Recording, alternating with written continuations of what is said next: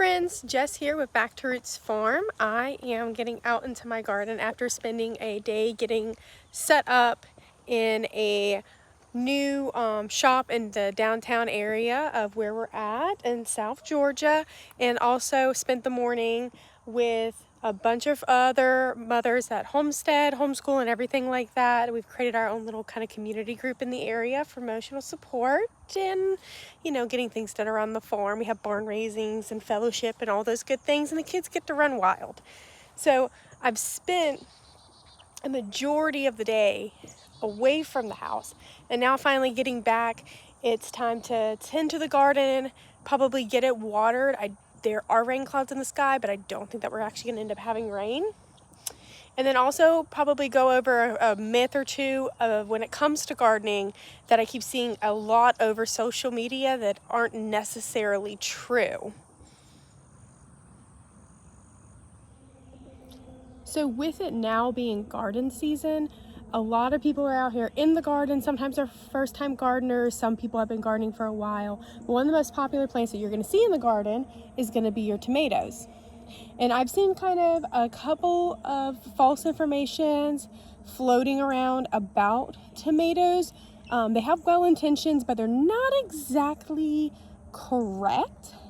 And one of those that you might have heard or have heard someone else say for a long time, or do it yourself, or think that it's common knowledge, would be the fact of planting tomatoes deep and that they grow new roots. Now, while that is true, kind of the background behind it of what exactly is producing those roots is where you get a lot of the misinformation from. So I don't necessarily know if the camera is going to pick this up, but on all tomato plants, you kind of have these fine like little hairs. And while burying your tomatoes deep are going to grow them new roots and make for a sturdier plant, the misconception is that these hairs are actually what produces the root. And that's just not true. These hairs are called the trichomes. They're just tiny fine like hairs. They don't turn into roots. And they're kind of used to deter pests along with help them to beat the heat. So some other plants, and tomatoes aren't the only ones to have them. So some of your other plants that are going to have them are going to be things like sunflowers, beans, and even cannabis, which has been kind of a hot topic lately when it comes to farming, and the government is giving out more grants and stuff and putting more focus into it. So the truth of the matter is that even though that these tiny hairs that you see all over the plant don't produce the roots, they do have cells that are right under the skin that, when buried, rapidly divide to grow the new roots. And so, you know, back in the day when people were planting these deeper, it would have been common thought that, oh, these little fuzzy things turn into roots, because we didn't understand the science actually behind why it was happening. But we knew that buried deep, they produce new roots. So, you know, even I, for years, thought that these tiny hairs were going to produce the roots. So the next thing you might ask is, why were tomatoes created and bred to have this natural, rapidly reproducing cells in them when buried? And the fact of the matter is that wild tomatoes, and the spoon tomato would be a good example of this, when they get kind of down, you see that you might have leaves that touch the ground and things like that. Essentially, what would happen out in nature is that there might be leaves, dirt, washed over or fallen onto that specific branch, or the plant might even fall over and start to kind of grow towards the ground. And when trying to survive and get to the point of where it can produce the flowers, reproduce, have seed, come back next year, it would have to root in order to get to that stage.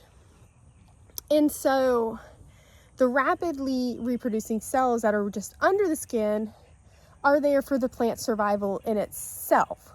And we have to think of survival for the plant as simply just producing flowers, producing fruit, and producing seeds. That is a plant's one job, which is why in the garden, when you're coming out and say that you have all of these lovely fruits that are going to be on your plant, the reason your plant keeps producing them is because of the fact that you're picking it. And it's tricking that plant to go, oh my gosh, I'm not producing any fruit that's going to go to seed. This is my one job.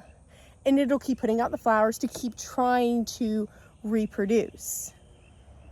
And so with all of that being said and all of those fun facts kind of given out, you can use that knowledge itself when it comes to making sure that your plants are stronger and healthier. So obviously a lot of people are going to stake up their tomatoes because they do have a tendency to get heavy, kind of fall over and stuff like that. And we do that for the simple fact of, if a plant's going to spend more time in rooting, it's going to spend less time flowering and producing.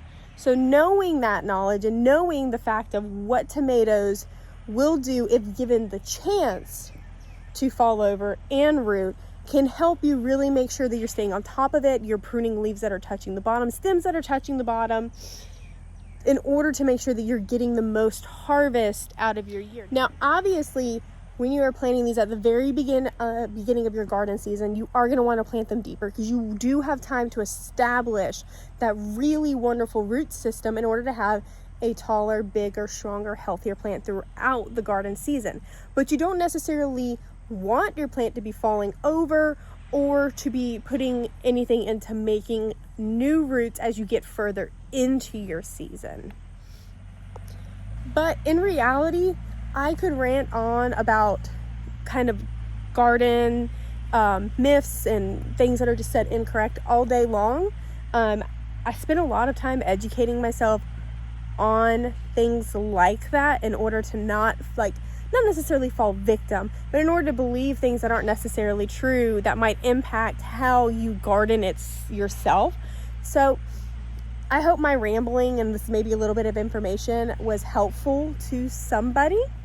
And if you want to see how our garden turns out throughout the year, as we transition from summer into fall, or just to have more information or ranting when it comes to things of gardening, livestock rearing, or anything else, just make sure to give us a like, comment, interact, subscribe.